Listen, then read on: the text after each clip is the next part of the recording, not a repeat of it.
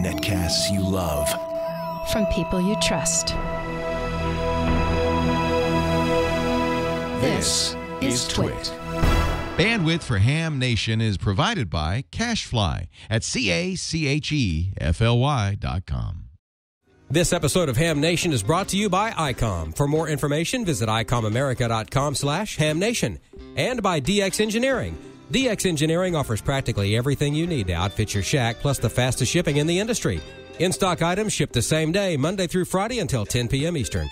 For more information, visit DXEngineering.com/HamNation.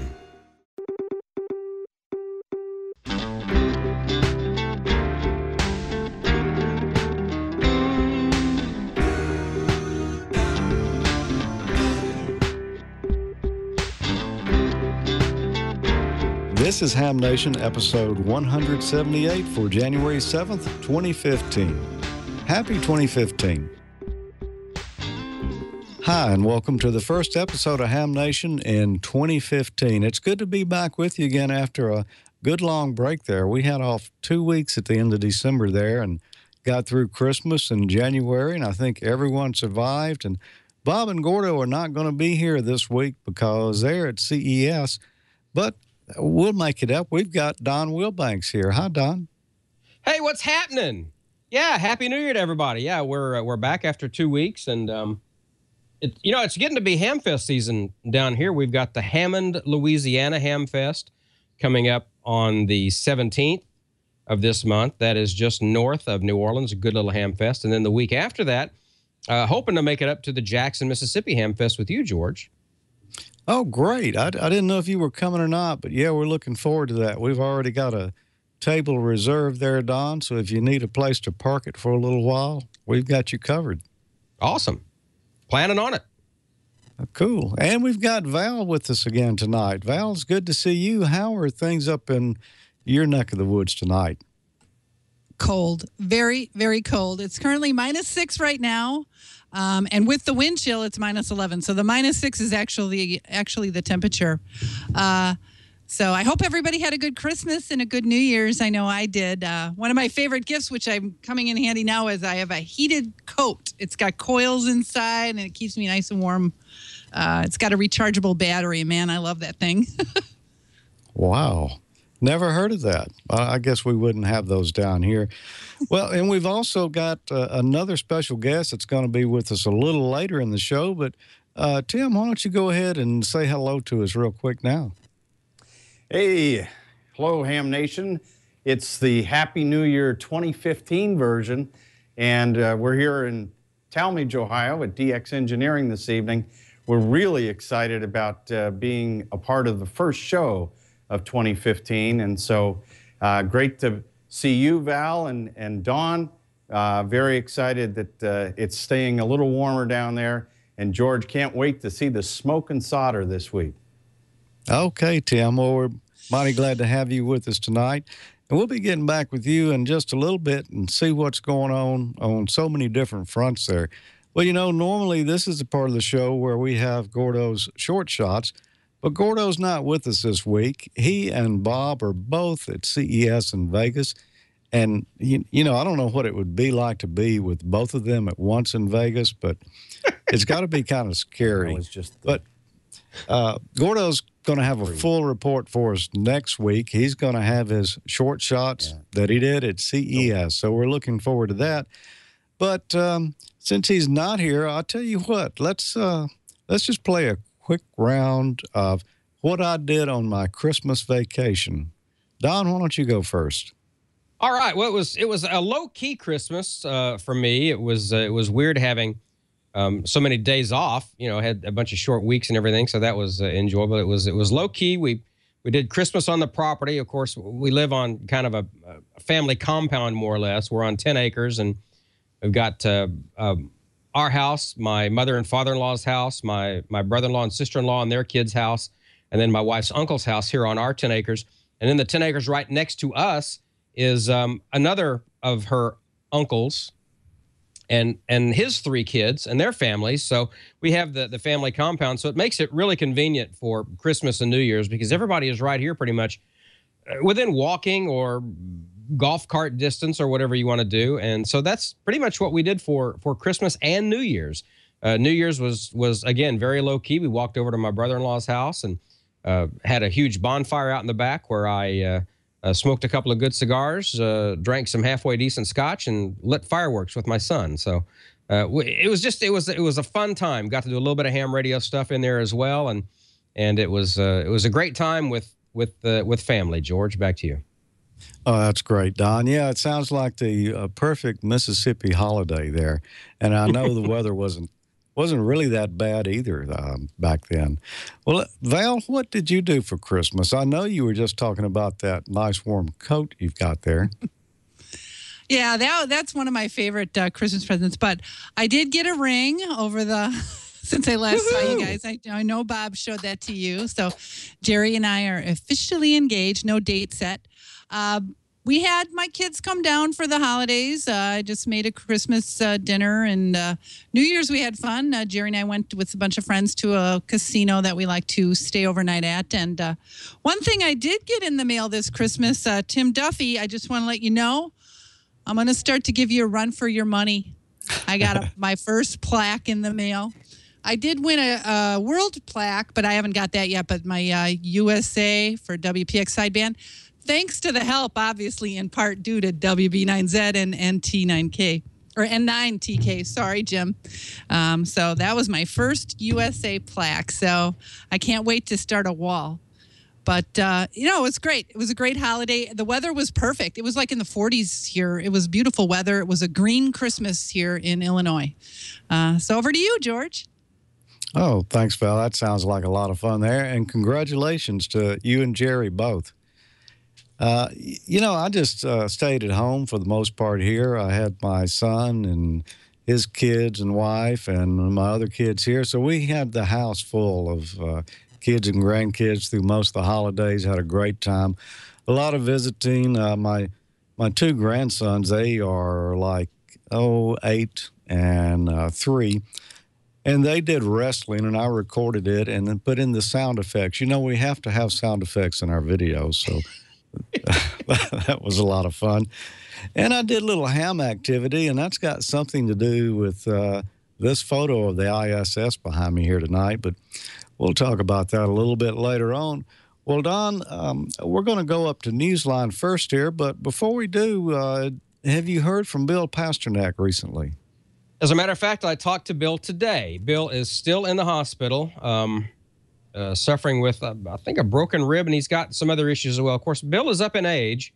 Bill is not as robust as he used to be. Of course, none of us are. Every day on the planet is one more day on the planet, and but we hope to have Newsline back on with weekly reports as soon as we possibly can. It's been 37 years and change since, I start to say since Newsline missed a deadline, but Newsline had never missed a deadline until the last couple of weeks. So, but Bill is doing fine. He's able to, he's connected in the hospital, and he's able to see Facebook and post and things, and he sees all your comments on Facebook and greatly appreciates that. So we're going to continue plugging along and doing the best we possibly can. And I've put together a small little abbreviated Newsline report for you, and so let's go ahead and go to that now. From Amateur Radio Newsline, these are the Ham Nation headlines for Wednesday, January 7th, 2015. Severe flooding, described as the worst in a long time in the north of Malaysia during the monsoon season, has taken 5 lives, with about 160,000 people evacuated. Johnny Tan, 9M8DB of the Malaysian Amateur Radio Transmitter Society, says MCOM operators are active on 7.110 megahertz, with 3.600 megahertz likely to be tested for late nights to maintain links to handle disaster traffic. Martz asks all to avoid causing QRM of these center of activity emergency frequencies. He reports that stations in Kuala Lumpur, Kuantan, Kemaman, and Bachok with 50 watts are using NVIS propagation. Initially, VHF-UHF repeaters were used, but severe flooding had affected power supplies and batteries. Official recognition has been received, including permission for the Martz MCOM operators to carry third-party traffic. Meanwhile, in neighboring Thailand, disaster zones have been declared in 8 southern provinces after floods there killed at least 13 people, with 184,000 households affected. A solar-powered HF Pico balloon that lifted off from Melbourne, Australia the morning of December 27th has been tracked to New Zealand and beyond. The helium-filled party-type balloon was launched in Melbourne by VK3YT, carrying a QRP transmitter on WSPR and JT9 with telemetry and tracking. Recent reports had it traveling east for several days and arriving and leaving the southern end of New Zealand on New Year's Eve and into the Pacific. It was last tracked by Bob Sutton ZL1RS at the International Dateline at an altitude of 10,255 meters and traveling 50 kilometers per hour. Due to propagation conditions, JT9 and WSPR reception from the balloon has been very localized to ZL and VK stations. If the balloon follows the National Oceanographic and Atmospheric Administration forecast, it could travel further, reaching South America and beyond. If you're an Apple Mac user, you know that the lion's share of amateur radio-related software is written only for the Windows platform. Well, here's some good news. A new version of MacLogger DX is out now. And in even better news, this is a free update for all version 5 customers. It features organizing and filtering the spots from your favorite DX cluster for DXing, contesting, or just casual rag chewing. It supports close to 100 radios, automatically tuning to the spots you're interested in and optionally swinging your beam around. MacLogger DX can also email you when the bands are open or if that rare DX is spotted. You'll find more at www.dogparksoftware.com/MacLoggerDX or just Google MacLogger DX. And remember, the update is free, but only for version 5 clients. And finally this week, Bill Pasternak, WA6ITF, is in the hospital recovering from an injury he suffered in his home. Bill is posting on the Amateur Radio Newsline Facebook page and to the Amateur Radio Newsline Yahoo group. As of December 12, 2014, Amateur Radio Newsline had produced a weekly newscast for 1,948 weeks without interruption. That is 37 years. Quite a run. We thank you for your kind words of support for Bill on the Facebook page. Until Bill is back home and able to care for his wife and himself, Newsline will be on hiatus, but we'll be back. Just consider this a well-deserved vacation after 37 years. And that's all from the Amateur Radio Newsline, your independent source for amateur radio news, brought to you weekly for over 37 years and counting at www.arnewsline.org. For Bill Pasternak, WA6ITF, and everyone who works on these newscasts, I'm Don Wilbanks, AE5DW73. Happy New Year! And yeah, we'll see you next time here on Ham Nation. Yeah, you bet we will. All right, George, I want to know what's going on with this ISS picture behind you. This may or may not have something to do with smoke and solder, correct? I'm all ears and eyeballs. Well, it kind of does, Don. You know, they won't. Well, I don't know if they'll let you smoke and solder on the space station or not. I assume someone's got a soldering iron on there. Gotta be. But yeah, this is one of the things I did over the holidays. You know, I don't get able to get on the air as much as I would like, and you know, I like to play with some of the different modes from time to time. I don't have anything I do all of the time as far as the you know, the special modes and things go, but I did have a little fun over the holidays. As a matter of fact, I would say it was out of this world. With my busy schedule these days, I don't get on the air as often as I would like to, and when I do, it's generally one of the voice modes. However, I like to play with other modes occasionally, and that's what I'm going to do this week.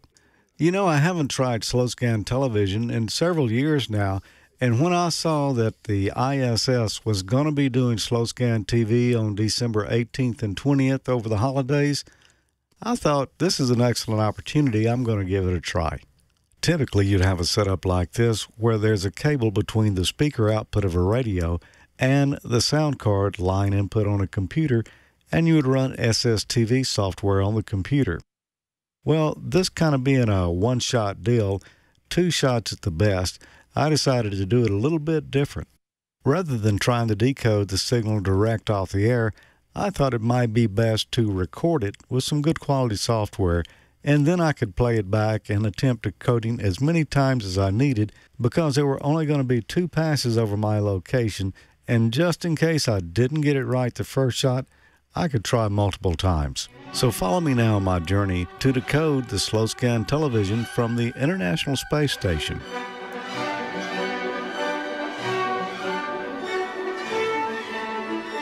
You know, the space station is constantly passing over us. However, they're not always transmitting slow scan television. The first thing I was going to need was a way to know when the space station would be passing over my area. And fortunately, N2YO.com has an excellent resource there. You get a list of the various passes over your area. Once you choose the one you're interested in, you click the Details button. This will give you a map showing the exact path of the space station on this trip over your area. This is the first pass I was able to capture as it passed over the United States. There's also a great resource for tracking it live in real time, and that's iss.astroviewer.net. We're watching it pass over Nebraska right now as the transmission just began.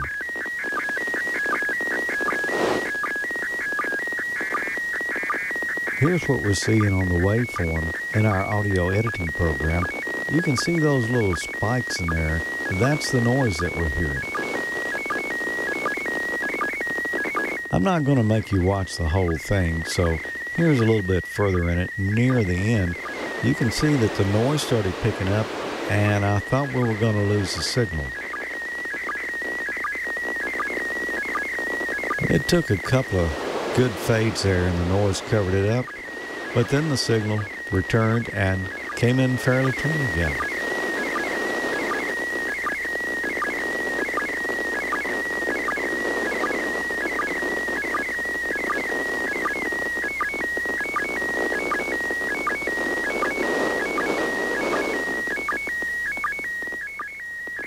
Once it got about middle ways of the state of Wisconsin, we had a nice clean signal again. There was a little fading later on as it approached the Great Lakes.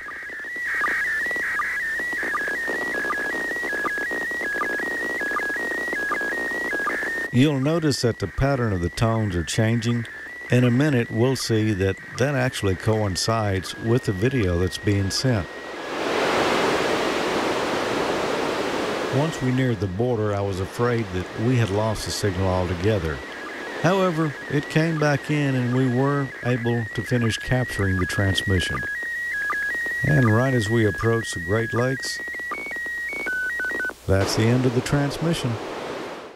If we zoom in on our audio waveform, we'll begin to see the patterns that we were actually hearing there. Now we're going to need some software to decode the image, and the package I chose was SSTV, and you can get that at hamsoft.ca. I first tried using an older version of Ham Radio Deluxe and had no luck, so I went with SSTV. It supports a number of different modes, so it will automatically detect which mode of slow scan television is being sent and switch to that. So we'll start up our software and our audio file and watch here. We see it picked up on PD 180, which is the mode that the ISS was sending, and you can see the picture is beginning to come in. A technical term for slow scan television is narrowband television. You know, broadcast television requires 6 megahertz wide channels because it transmits 25 to 30 picture frames a second, but SSTV usually only takes about a maximum of 3 kilohertz of bandwidth.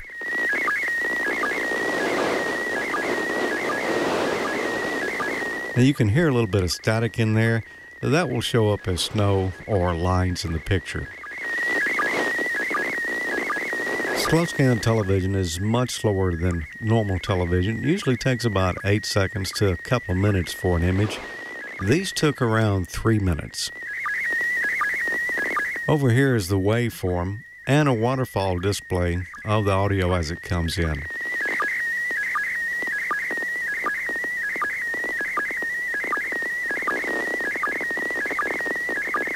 The Russian Amateur Radio International Space Station team members broadcast the SSTV images that we're now decoding on 145.800 megahertz.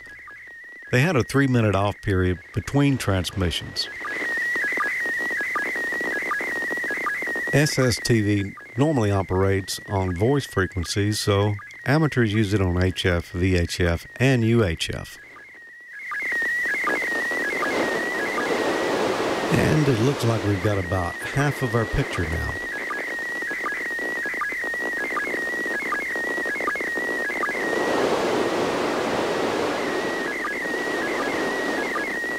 They sent a total of 12 different photos, during the operational period.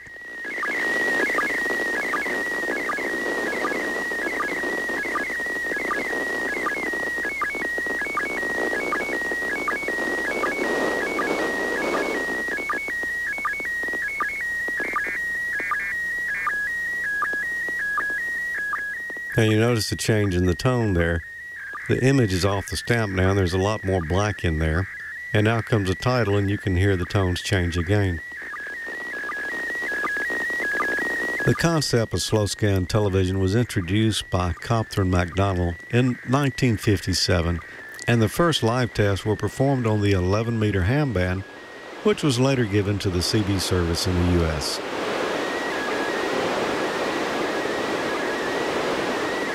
And we just about lost the signal right here, so you can see that decoded as mostly noise.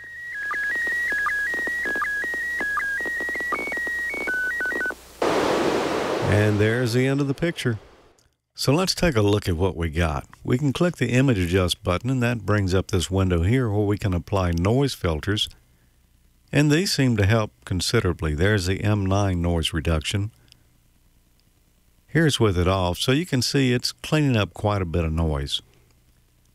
You can do other adjustments such as brightness, hue, contrast, and saturation with the sliders here. And you've also got an edit button you can click to bring up the image in Windows Paint where you can do some fine-tuning. So we've been looking at the second pass that I captured, and we got an image out of that. Not really great, but you can see it. Here's the first pass I captured. It was much better. You can see a little noise in there. I was able to take it in paint.net and do a little touch-up and get it much better. Now there's other modes of slow scan television that use digital, which will offer an even better picture than this. So there you go, what I did on my Christmas vacation. And that was really quite simple to do. You know, I just recorded it because I figured if I didn't grab it the first time, then that was it. You know, I wouldn't get a second chance at it. And I was looking in the chat room there, and people were commenting about it. And yes, I recorded that as an uncompressed WAV file, which is what you'd want to do. You wouldn't want to really capture it and compress it with MP3 or something like that because you're just going to degrade the quality. Not sure how that would have affected the decoding, but hey, the cleaner you can get and uncompressed, less artifacts, the better you'll be. And I didn't account for Doppler shift or anything. As a matter of fact, I probably had one of the worst setups that you could have had for doing that. You know, when you're working space stations or satellites or such, normally you would use a directional antenna and you would track it as it moved across and, you know, peek it for the best signal. You'd account for Doppler shift in there too, but I didn't do any of that. I had one of these 17-foot fiberglass antennas like are made by Comet and Diamond on top of a 50-foot tower. You know, I would have been better using just a cheap homemade quarter-wave ground plane, something that didn't have quite the beam tilt to it that, you know, one of those high-gain antennas has. But, you know, I got pretty good results anyway, so give it a try. You know, it's not just the space station that does SSTV. You can find it all over the place, and there's a lot of guys doing it. And as I mentioned, you know, there's digital modes too, like EasyPal, that'll give you a really good-looking picture. You know, I used analog here because that's what the space station was sending, and hey, it turned out pretty good. So give it a shot. You know, it's like I say, it's really easy to do. It's not very difficult to transmit either, and it can be a lot of fun. Well, in our contest this week, we'll just kind of follow along with the theme there. I want to know, what is the most popular 20-meter frequency for analog SSTV? And if you think you know the answer to that, send your answer to me at hamnationcontest@gmail.com, and you could win a couple of prizes here. The first one is Inside the MCC, a technical guide to the Mission Control Center at Johnson Space Station. And we're also going to give you a one-year subscription to Amateur Television Quarterly Magazine. That's at atvquarterly.com. And those prizes were actually given to me at Dayton at HamVention this past year. A friend of mine there had won them, and he didn't want them. He said, hey, I'll give you these. You can give them away on the show. I'm just now getting around to doing that, and I found the perfect opportunity with the segment tonight. So HamNationContest@gmail.com. If you know what the most popular 20-meter analog SSTV frequency is. I know right that. Now, do you know that, Don? I know that one. I do both don't tell. analog and digital slow scan. That's a lot of fun. You do both. Yeah. A lot of fun. It really is. Well, we'll be back in just a moment after this message from ICOM.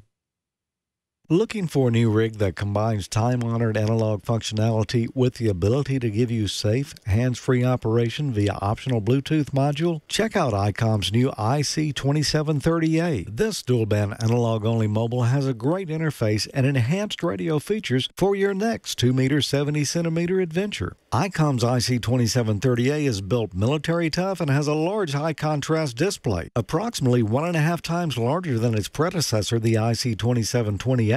It's got a white backlight for easy readability and independent band controls. Practical 2730A features include wide frequency coverage, VHF-VHF and UHF-UHF simultaneous receive capability, 50 watts output power on VHF and UHF bands, and 1052 memory channels. You can combine the IC2730's classic analog functionality with optional Bluetooth compatibility.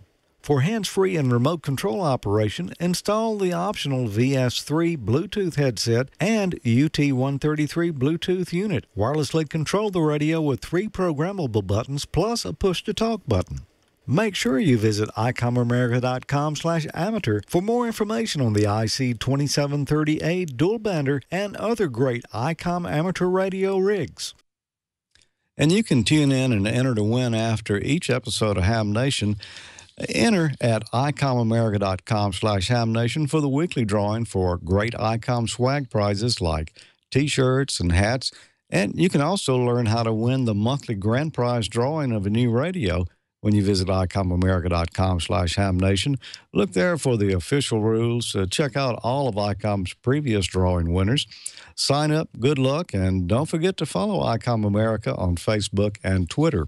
And for December, you know, we were giving away that IC2730A, the new analog dual band mobile from ICOM. And we got a winner on that, and that was Ronald Smith, KB4QAF in Knoxville, Tennessee. So congratulations, Ronald. You're really going to enjoy that rig. And for January, tell you what, why don't we give away another one of those? So it's the new IC2730A dual band analog mobile with a great user interface and enhanced radio features like military tough construction, larger high contrast display, 50 watts on VHF and UHF, plus optional Bluetooth compatibility for hands-free and remote operation. ICOMAmerica.com/HamNation. Throw your name in the hat and you could be next week's and next month's lucky winner. Well, now let's bring in our old pal here from up in Ohio there, Tim Duffy with DX Engineering. Hi, Tim. How are you tonight? Hey, doing great, George. Great to be here. We're here in Talmadge, Ohio, which is the world headquarters of DX Engineering. And we are really excited, so much so that we're here after the store closed. Store closed at 9 o'clock Eastern Time. Of course, here at DX Engineering, we take orders all the way up till midnight during the week, and we take orders on Saturday and Sunday as well. But this Saturday is really special. This Saturday at the DX Engineering showroom inside the Summit Racing Equipment store near Akron, Ohio, we've spent a lot of time getting ready for MFJ Day. But there's even more that's been going on here at DX Engineering these past few months, because we've been really working hard and talking to a lot of amateur radio operators. Some of them are customers, some of them I hope to be our customers, about how DX Engineering can really make their amateur radio experience better. So let's talk about what's new here at DX Engineering. As I said here a few minutes ago, we've extended the hours. We're actually taking orders now 7 days a week. And we're the only top-of-the-line amateur radio store that's doing that. So that you can call us on Saturdays, Sundays, or any during Monday through Friday up till midnight, and you can place orders. We have our great technical help. Our sales team is here from 8:30 to 5, and I'm sorry, 8:30 to 7 during the business days, and they are able to help you with any of the technical questions. I mean, these guys, most of them have over 40 years of individual experience, so they really can help you make your right decisions when it comes to buying things here at DX Engineering. And you know, our priority is that every employee here at DX Engineering is a licensed amateur radio operator. That's really special, and that shows our commitment to making sure that you get the right advice and the products for your station. And you know, the employees here at DX Engineering are very involved in de-expeditions. In fact, last week, George, Don, you find this fun. The DX Engineering employees were part of the team that activated W1AW Portable 3 in the ARRL Centennial Celebration. So we're active, we're on the air. And hey, speaking of de-expeditions, the top DXCC wanted entity, Navassa Island, is activating here in a few weeks, and DX Engineering is a big part of that. DXing and contesting, as most of you know, is a big part of my enjoyment in amateur radio, and DX Engineering is helping the Navassa Island expedition get on the air. We worked alongside with JK Antennas to design and build one of the antennas that will actually be used on Navassa Island, and it's called the Navassa 5, and you can get one for your station. It's got broadband coverage of 5 of the most popular HF bands, 20, 17, 15, 12, and 10 meters, all on a 12-foot boom. So that's a 5-element monoband type performance with no traps, 1 coax run. It has a very flat VSWR curve, excellent wideband operation, and it's only available here at DX Engineering. And you can add 6 meters on it to make it a 6-band antenna that is very small and compact. It's the Navassa 5. And you know, the Navassa 5 is just part of what we're doing. We're always looking to find ways to improve the hobby experience. We've got our own on-site research and development facility here at DX Engineering, so that all the DX Engineering, Comtech, Butternut, Bencher antennas are all fully vetted in real-world situations, so that when you buy something from DX Engineering, from the DX Engineering brand, you can be confident that it's going to work because it's been fully vetted here. And, you know, speaking of the Bencher antennas, we recently acquired the Bencher antennas. So the Skyhawk and Skylark antennas, which is the tri-bander, the Skyhawk, I'm co-inventor of that antenna. It comes home here to Talmadge, Ohio, and now is manufactured as the DX Engineering Skyhawk. The Skylark is the 17 and 12 meter antenna. And so they remain on the market and are a big part of the DX family. It also means if you own one of these antennas that you bought from Bencher, you can get replacement parts from us, should you ever need that. And how about the legacy of the Butternut HF vertical line? You know, these are verticals that can go into small backyards. They have we have a 9-band, a 6-band, and a 2-band version of the Butternut vertical. They're very easy to set up. There are thousands of these antennas all around the world, and they're great to be put into small areas, put some radials underneath them, and you can get on the air. And the great thing is, if you bought this antenna 25 years ago, you can still get parts here at DX Engineering for that antenna. Or if you want to add some of the new bands, if you want to add 12 or 17 or 30 meters to your existing Butternut vertical, we've got the stuff to do that too.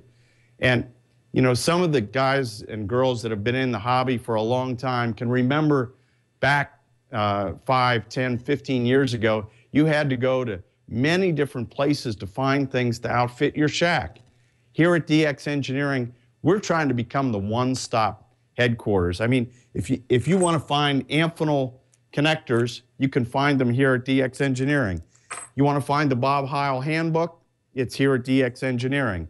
And keep checking dxengineering.com because we're adding, KSU is working very hard every day to add new products here.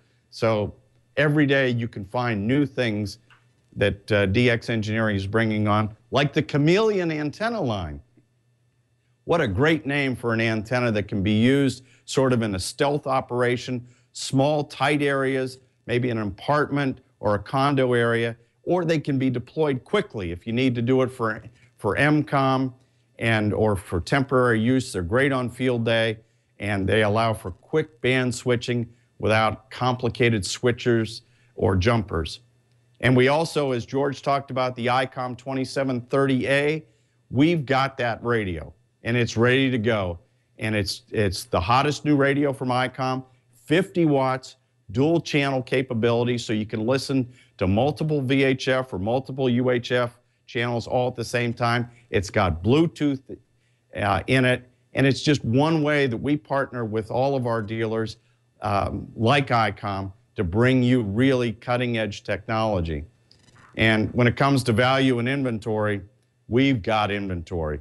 We've got a ton of stuff back in the back, and it's ready to go to get your station together quickly. And if you order before 10 o'clock, you remember what Don Wilbanks says every week here on Ham Nation, order by 10 p.m. Eastern Time, and it leaves on a truck from this building tonight.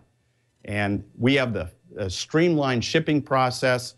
We get it out the door fast. And we keep our prices low. Our prices are so low, I'm so confident that if you find a lower advertised price, you call us here at DX Engineering and we'll match it. It's called our beta price guarantee. That means that you get our superior customer service, fast shipping speed, along with the best price possible.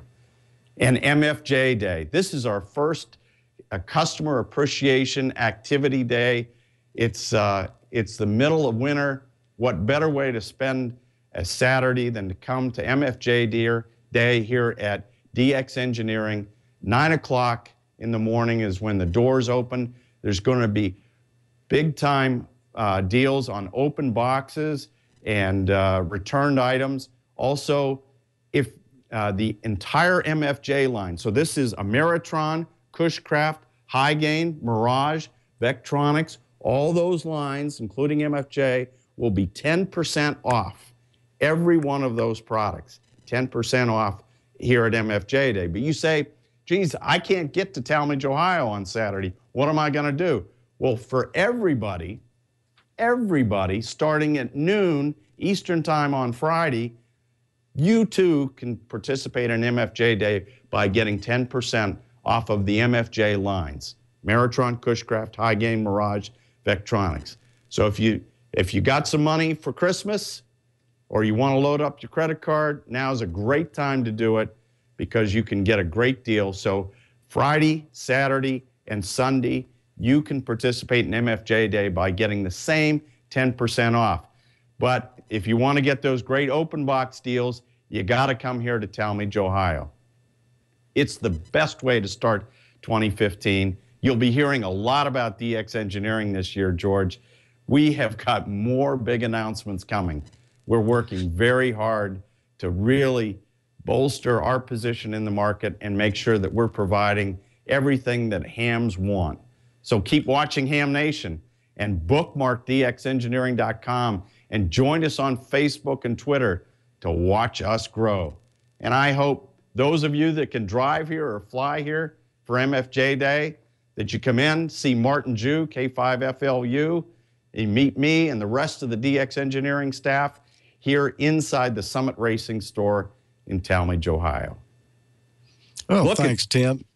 You know, Martin Jew is a good friend of mine, and he's actually going to be there, huh? I think people ought to, if they can, they ought to get there and meet Martin because he's one special guy. Absolutely. He really is. He really is. You know, Martin is a living legend. When you think about 43 years at MFJ and when he took a CW filter, which was the CWF2, his first product, to the global leader in amateur radio products. And George, do you think there is any ham shack that doesn't have an MFJ-related product in it? If somebody tells you they've never had an MFJ product in their ham shack, I don't believe they're telling the truth, because everybody has had at least one and probably multiple MFJ products. They got so many different things that they build there in Starkville that, you know, well, I think they got more products than any other manufacturer in ham radio. I really believe that. And you think about Cushcraft, you think about High Gain and Mirage. These are companies that might not be around today if it wasn't for somebody like Martin Jew, who stepped in and said, yeah, we'll take that, and then supply replacement parts and make sure that these companies that have been such a part of amateur radio get to live on.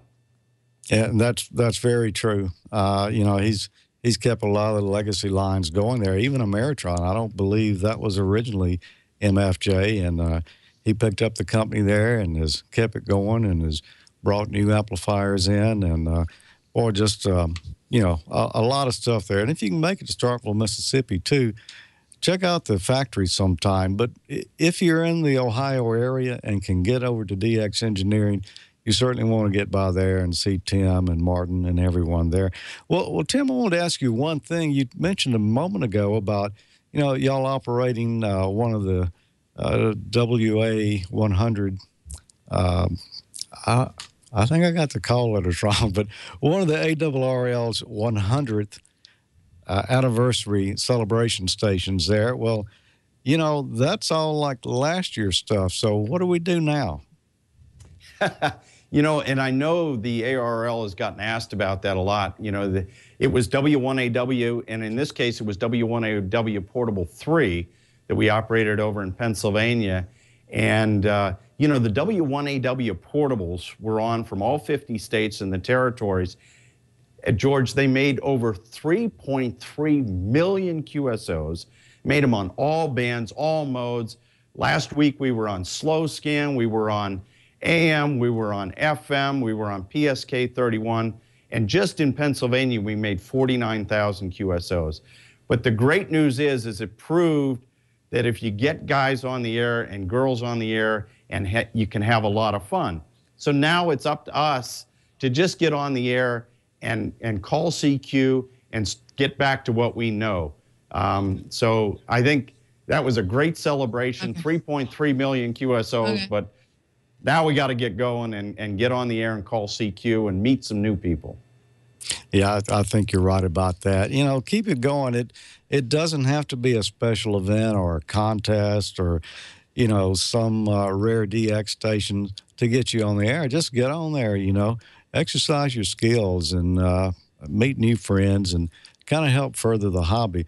Well, is there any special news? You know, Contest University is a big thing at Dayton every year. Is there anything special going on with that this year, Tim?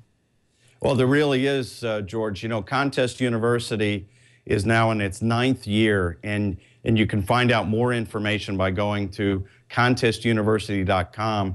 And this year, we've got all new topics, and so all the information is new. And of course, if you want to get Contest University information from past years, we've got the books here, that the textbooks that were used at Contest University in the past. And this year, we're also trying to get some new professors, some new blood, and really focus on contesters that want to begin and want to get better, and folks that are just coming into contesting. So we're really hopeful. I put out an invitation to one of the budding contesters to come in and tell her story, and I'm very hopeful that she's going to accept our offer. Well, who is that, Tim?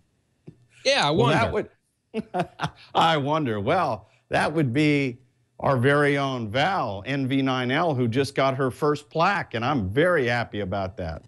Nice. Oh, nothing like putting me on the spot, guys. Well, I'm still thinking about it. It's a little scary, but I'll let you know, Tim. I'm thinking about it. That's great. Hey, you know, I'm just sitting here going through the DX Engineering catalog, and they have. I wanted to point on this for a sec because they have way more than just ham radio stuff in here too. We're getting into the meat of winter time. I mean, it's supposed to be 17 degrees, and I'm 50 miles from the Gulf of Mexico. Weather stations. Everybody needs a weather station. Keep on track of, on top of what's going on around you. Not necessarily ham radio related, but it does dovetail in with all the weather-related stuff that hams do. But weather stations, page 20, pick up your DX Engineering catalog. I just wanted to point that out. It's a great place to get pretty much anything you need, Tim. Yes. Tim, we sell a lot of those weather stations. And thanks very much for having me, George. Yeah, thanks for being here with us tonight, Tim. And we're looking forward to visiting with you and everyone else in Dayton this year. And maybe we'll talk to you a little bit before then, too. But great to have you here. And I'll say 7-3 and good DX to you. 73, George. See you, Don. Thanks, Tim. Bye, Val. Call me. Bye, Tim. All right. Now that we've put you on the spot, Val, what have you got for us this week? Well, you know, one thing I wanted to add with what DX Engineering was talking about with the Bencher Skyhawk, we actually have a Bencher Skyhawk here, and we've been giving it a serious workout for 10 years now, and that sucker works like a charm. So just a little plug for Bencher Skyhawk. We do have, coming up now, I did a little thing on contesting. So if you want to go ahead and roll that video, Brian, that'd be great. Well, hello, everybody. I want to talk to you today about contesting. I'm going to give you a bunch of tips and tricks to make you a better contester. First thing you're going to want to do when contesting is go ahead and grab your brand new 2015 calendar and schedule all the contests that you would be interested in participating in. This is going to also help you increase your commitment to participate in the contest, and it's going to assure that you don't forget entering your favorite contest, and also lets you know ahead of time that you need to prepare for this contest, and it also lets your family know not to schedule any events during those contests. Next thing you're going to want to do is determine the reason you're in that contest. Each contest may be different. Maybe you want to win the world, the USA, or your division in that particular contest. And another one, you're just hoping to beat last year's score. Or maybe you want to learn propagation on a new band or get better operating skills on a new mode. But that will help you determine your goal. And this leads us to our next tip, and that is creating goals. Goals are a really good idea. It's going to help you get through those rough patches, like when you have nearby QRM or you keep getting run off the frequency, or maybe it's 3 in the morning and you're really tired. The goals are going to help keep your butt in the chair. I like to set multiple goals. I set a total QSO goal, a multiplier goal, and I like to have QSO goals for each hour based on last year.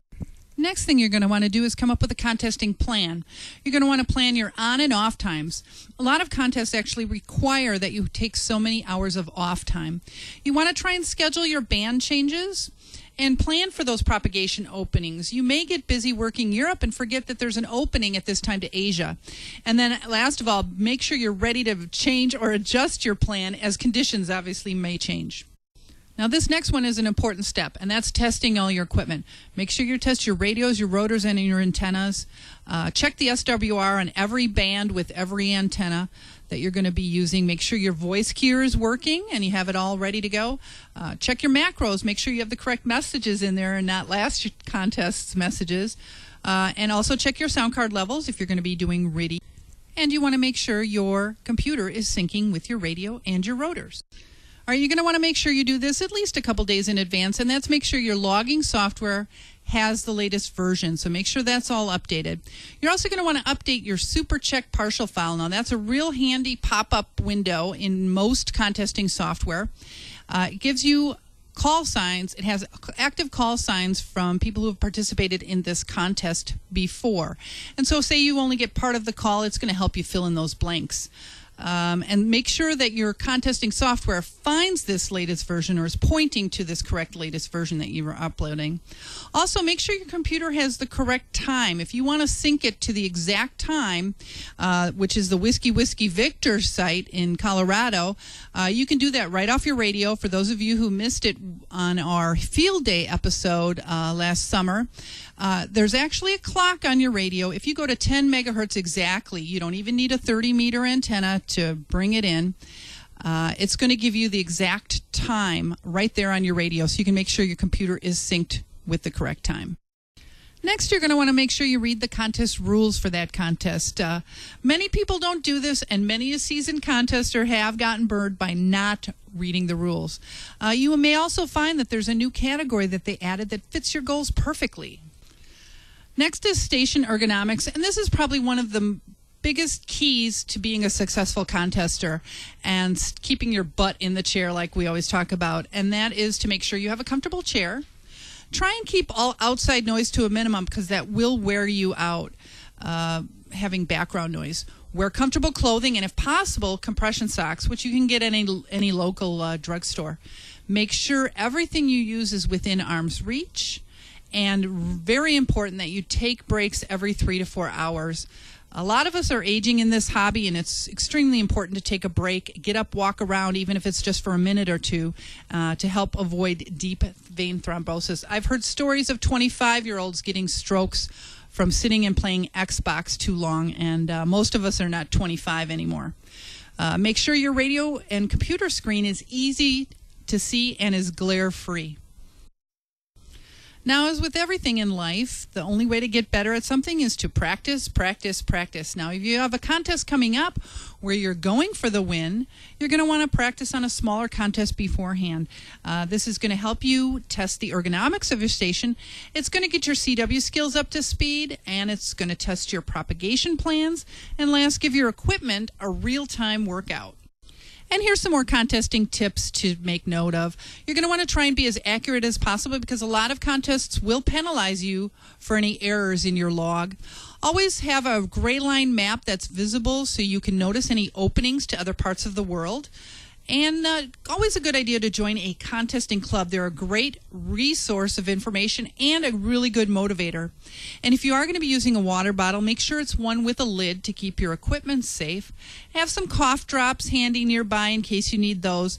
And always try and get a nap or a good night's sleep the night before any major contest. And now once your contest is over, make sure you review your log and then send it in. Try and send it in as soon as possible. A lot of contests now require that you send them in within 5 days. Nothing worse than accidentally forgetting to send in your log after all that hard work you put in. So good idea to get them in as quickly as possible. And then upload your log to LOTW. Now that you've all seen my LOTW series, hopefully you're all on LOTW. And once you do that, you're going to want to do a post-contest review. How well did you stick to your operating plan? Did you reach your goals? What could you have done better next year? It's best to do that right away while it's fresh in your head. You're also going to be getting a report eventually once they've reviewed your logs, and it's going to include any UBNs. Now, UBNs are your uniques, your busted calls, and your not in the logs. Now, what I'm going to do is look at those busted calls or the not in the logs, and I'm going to see when I made those QSOs. And maybe next year, that's when I'm going to take my break or my rest because I'm most inaccurate at that time of night. Now, if you follow a lot of these rules, hopefully your contesting will get better and better with each contest. And eventually, your wall could look like this. Now, that's Jerry's wall. That's only one of the walls. He's got another wall behind me here full of contests. I hope to at least fill a part of a wall someday. I just kind of skimmed over the basics on contesting. There's a lot more in-depth things like really trying to keep your syllables to a minimum and things like that. I know a lot of people do a please copy. Well, that's 3 extra syllables you do for every QSO. So if you eliminate that, that's going to make you that much faster. When you're doing 1,000 QSOs and 3 extra syllables for that, that's a lot of talking that you save and time you saved. And another really great way to become a better contester is to join Contest U at Dayton that Thursday at Dayton by going to contestuniversity.com like Tim mentioned. They are now taking reservations. Also taking reservations right now is the Dayton Contest Dinner. That's the Saturday night at Dayton at the Crown Plaza in Dayton. If you want to make reservations there, go to contestdinner.com. Those are pretty easy websites to remember. Now, as far as contesting is going coming up, this weekend is a real biggie. It's the NAQP, or the North American QSO Party for CW, and that's this weekend. And the weekend after that is the NAQP for single sidebands. So the bands are going to be a little crowded this weekend and next weekend. So get out there and make some QSOs and work on those contesting skills. As far as DXing goes, Brian, do you want to go ahead and show that slide for me? There's a bunch of Europeans heading over to Iran. There should be active around the 14th, which is a week from today. And they look for the call sign Echo Papa 6 Tango. And also right now, there's a couple on Christmas Island. They're active right now. He's been on yesterday and today, I saw, and that's the VK9 X-Ray Christmas Island. You can also look for Norfolk Island to be active somewhere around the 12th. That's what's coming up as far as DXing and contesting goes. And as always, you can go to my QRZ page, and I do have a contest calendar on there as well. Also, I don't think anybody mentioned that tonight, but we do have a solar disturbance going on right now. So those of you that live in the northern part of the states, you might want to take a look outside and see if you can see the northern lights. But I think that's it for this week. I'll see you guys in 2 weeks, and I'm going to head it over to Don, who's going to talk all about DX engineering. Well, I think we've pretty much covered that, but I will tell you something. Speaking about the solar, the solar storms and stuff, I saw that Tamitha Scove, who you really need to follow her on Twitter if you can. She does some great space weather stuff, and she's got videos all over YouTube as well. Tamitha Scove is just amazing. Tamitha Skov. Tamitha Scove.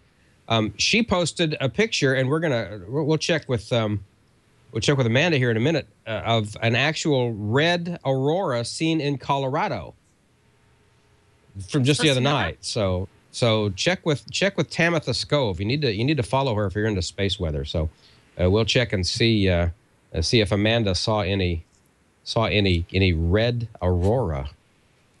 Did you? No, no, not at all. Well, No, she posted a picture, and hey, Tamitha wouldn't lie. Are you calling Tamitha Scove?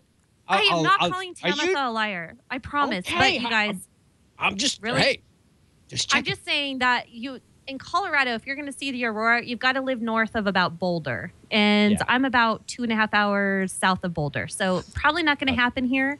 But I have heard some wonderful stories of some of my Coloradoan friends seeing some auroras, just not here. That's all. Perhaps you should move.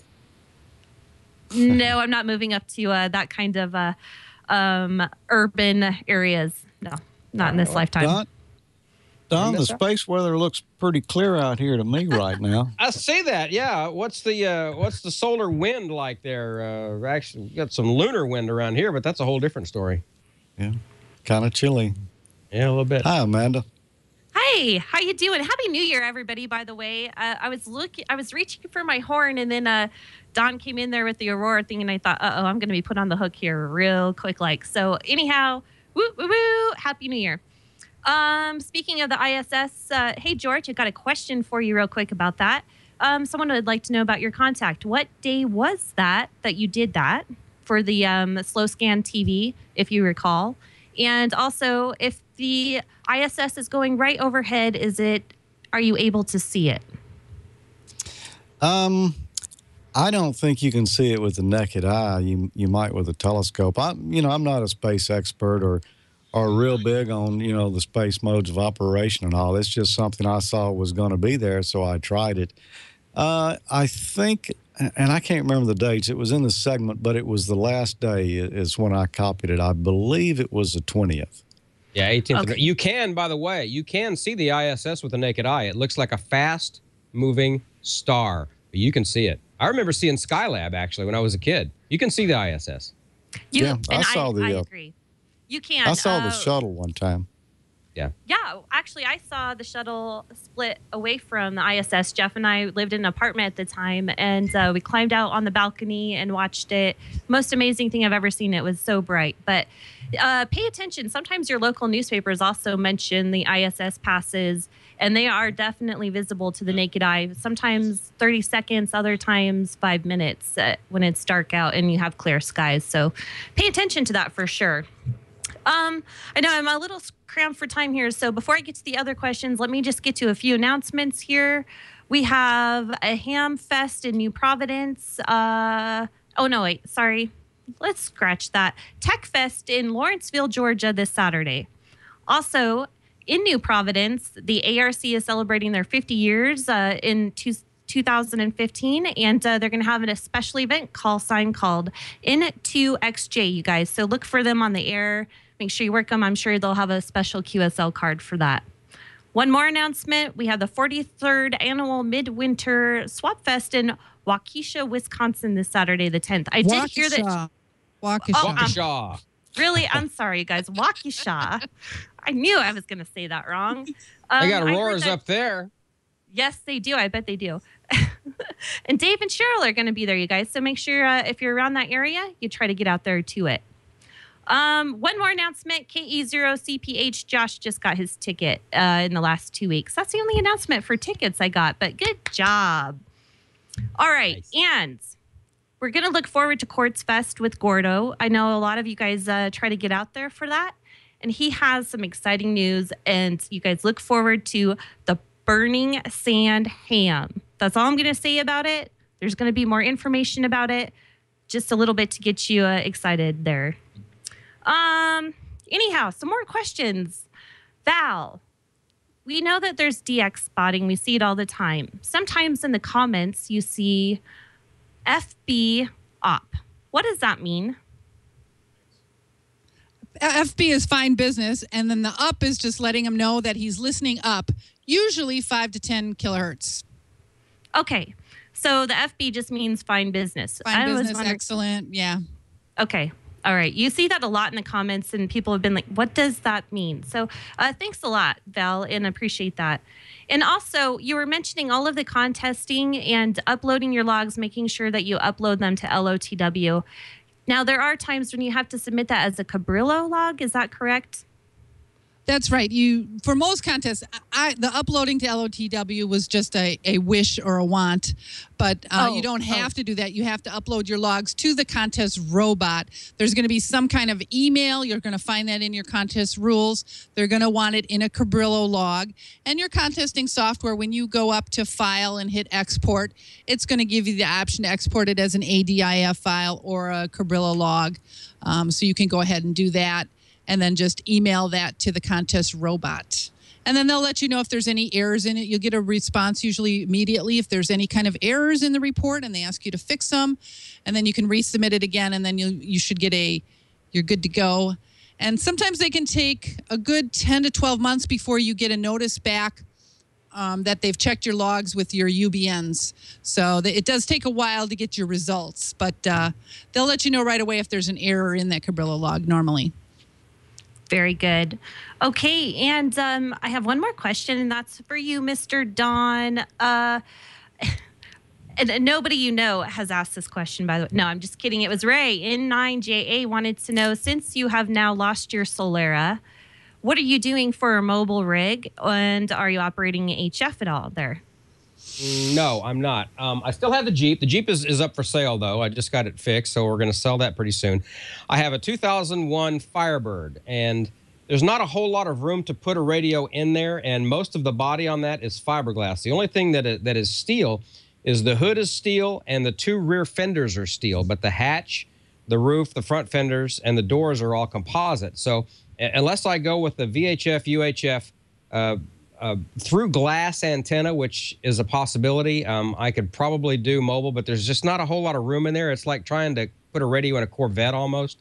So I am not. I do bring my HT with me pretty much all the time, so I do have at least a radio in there, but I don't have an installed radio in that car right now. And getting back to the shuttle, coolest thing I ever saw was we were driving home one night over Lake Pontchartrain in New Orleans, and we saw the shuttle come in over us in re-entry, heading towards Florida. Long streak of fire in the sky, just the coolest thing. And sadly, no one's going to see that anymore. That is sad, and that would be probably one of the coolest things. I know a lot of people have managed to see the takeoffs, the launches, but to be able to just happen to be there and you just happen to see it, that would just be absolutely the most amazing thing in this lifetime. Definitely. Nighttime, it was gorgeous over the water. It reflected off the surface of the water. It was a fairly calm night, and Lake Pontchartrain's a huge lake, and so it's basically an inland bay, an estuary. But yeah, that was just the coolest thing. So you were aware that it was coming, and you went there on purpose to watch it, or that just we're driving along and looked over and saw this fireball in the sky. And went, my God, what the hell is that? And we got home, and on the news it said, well, if you were looking towards the northwest tonight, you saw the shuttle come in, and I'm like, oh my God, that was cool as hell. So yeah, that is very cool. Exciting. I do have one more question. This is kind of a group question. A fellow KB0HBB George, he says, when you're trying to save up your money, you don't know what kind of rig you want. I don't have an HF rig now. What should I do to either become friends with somebody to maybe try out their HF rig? How can he try some of this stuff out before he even goes out to make a purchase? Anybody have any solutions? I have one, and that is sometimes one of your clubs might have a remote base that you can possibly use. Any other solutions? George, what do you think? Well, I would say get on your local repeaters and meet some friends there, and you'll find somebody there who's got an HF rig, and probably several people. And maybe one of them will just be friendly enough to invite you over and let you play with theirs a little bit and kind of get the feel for it. As far as borrowing one, I don't know about that. You might find someone who would let you, but, then you got to deal with antennas and everything. So you're probably better off going to someone's house who already has one set up and, just listen to it, watch them operate a little bit. Because if you've never operated one before, it's a little bit different. And, they can probably give you some pointers on what to look for as well, and show you what the different things on there do, like, like the RF gain and some of the noise reductions and stuff like that. And, it's best to find an Elmer on that if you can. Your clubs, like you said, Amanda, or just get on the repeaters and talk around and meet some people. You'll find someone who should be able to help you out. Yeah, join a club. I agree. Join a club. Oh, yeah. Well, we used to a club is the best. One of the clubs that I belong to, of course, we did field day every year, but a couple of times, 2 or 3 times during the year, we would just go out and set up in a park to where you didn't have all the pressure of field day, but yet it was nice. You were outside, and we would, it was kind of like field day practice. You would, string antennas up in the trees and whatnot. One time we did it right on the shoreline of Lake Pontchartrain in New Orleans, and it was great because you were right there on the water, so you had the nice cool breeze, and it was very relaxing. You could just sit back and rag chew and hit nets and do all kinds of things on HF, and we did that with our club that I was involved with for a while, and so yeah, definitely join a club. That's the best way. Join a club. Was this a pickle incident, Don? No. Well, same club. Yeah. The West Side Amateur Radio Club, which incidentally is the oldest continuously operating amateur radio club in New Orleans. It's over 50 years old now. That's great. Well, hey, you guys, that's about all the questions I have tonight. And of course, Bob and Gordo really wish they could have been here tonight, but of course they're having a good time at CES. So I'd like that too. So hey, Happy New Year's, everyone! Lovely to be back. I've missed you all so much. Well, thanks for being with us tonight, Amanda. It's good to have you back, and it's good to have everybody back here tonight. It's not really a full house, although it we've got all 4 of us here right now. Bob and Gordo will be back next week, as we mentioned earlier, and Gordo's going to have some CES short shots for us, so that ought to be a lot of fun. Well, before we go, any final words, Val? No, I just want to say Happy New Year to you too, Amanda, and it was nice hearing you on the air a couple weeks ago, but that's it. Happy New Year, everybody, and I'll see you guys in 2 weeks. Okay, right. Don, my friend down south, I know you've always got some parting greetings or something there you've just saved up for this moment. What is it this week? I noticed you didn't say words of wisdom. Is there a reason for that? Don't answer that question because I know the answer. I just wanted to wish everyone watching and in the chat room and who supported this program for the last several years, thank you so much for being here. Happy New Year. We appreciate you so much. We do it for you, and without you guys, we would have no reason to do it. So just for everybody involved in this program and in Amateur Radio Newsline, which we'll be back. We promise. Thanks, and Happy New Year. George, back to you. All right. Thanks, Don. And I'll be shooting the next Amateur Logic along with my friends Tommy and 5Z&O and Peter from Down Under VK3PB. We'll be doing that this Friday at 7 p.m. live. If you want to watch that, go to live.amateurlogic.tv and watch all our mistakes and retakes and everything that goes along with putting one of those together. But that's the fun part. Oh, yes. Oh, you guys, I just read this in chat, and I'm sorry. Words of Don's Dumb. I love it. And I do have one more reminder. 20-meter net is not going to happen tonight. Yeah. What's not happening? No 20-meter net because conditions are not happy for it. So, yeah. Yeah. And the nets, of course, the 40-meter net, 7.268 or somewhere around there. I haven't seen it posted in the chat room. They may have, and it slipped past me, but I'd look somewhere around 7.268 to 7.70, somewhere through there, or maybe 72. You'll find them. Won't be hard to do. Just look around for the pileups. And on 40 meters, Cheryl's going to be on there on 38.47. Did I say 40? I meant 80, if I did. And the D-Star net is going to be at Reflector 14 Module C. They've got a website there, HamNationDStar.net. And yes, Don has the DV dongle there. And by the way, Don, I'm working on a D-Star project very similar to that. We'll be looking at that in the future if I can ever get it going. Good. Well, I'm hoping to pick up a Raspberry Pi in Jackson if I can find one up there when I come to see you. So I don't know if you will or not. Maybe there'll be one there. I don't know. I have to order one, I guess. The Echolink net, let's not forget it. Star, do drop in star, node number 355800. So get on there and, if you got your license, hey, there's several modes you can contact us there. Get on tonight and let's have a little chat and see what's going on with everyone. Well, we appreciate everyone being here for the first episode of 2015. A lot of fun. Look forward with Bob and Gordo back next week. And till then, 7-3.